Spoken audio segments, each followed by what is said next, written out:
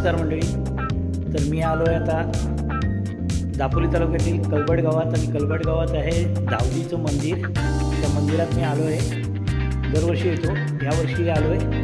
तर आता इथे आपल्या गावातले म्हणजे कलबड गावातले एक ज्येष्ठ नागरिक आहेत, ते थोडी आपल्याला माहिती देतील मंदिराबद्दल किंवा त्यांच्या पालखी मिरवणूक वगैरे बाहेर पडते त्याच्याबद्दल आपल्याला माहिती देतात ते. तर त्यांच्याकडून आपण माहिती घेऊया. काका, काय नाव तुमचं?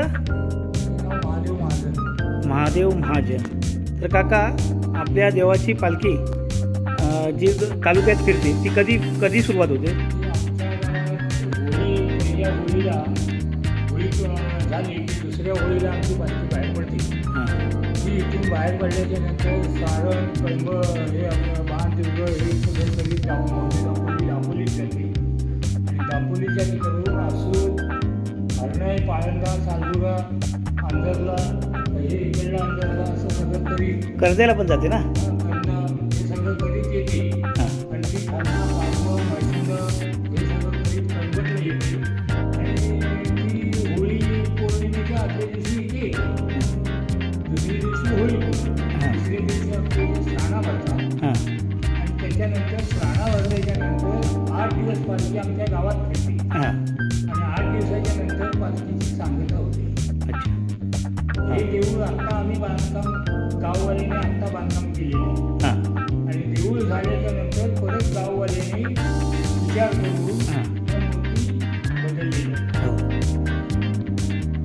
मी काय म्हणतोय, पण आपली जी पालखी जाते ती धावतच जाते ना की अशी हलतच जाते ना रस्त्याने? अशी म्हणजे रस्त्याने दिसते, आपण दर्शन घेतो, पण ती खांद्या हलतच असते. त्याचं काय म्हणजे हे काय त्याचं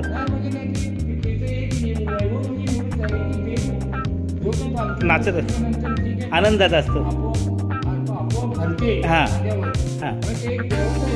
हां, ते सगळ्यांना ते भावून जाते.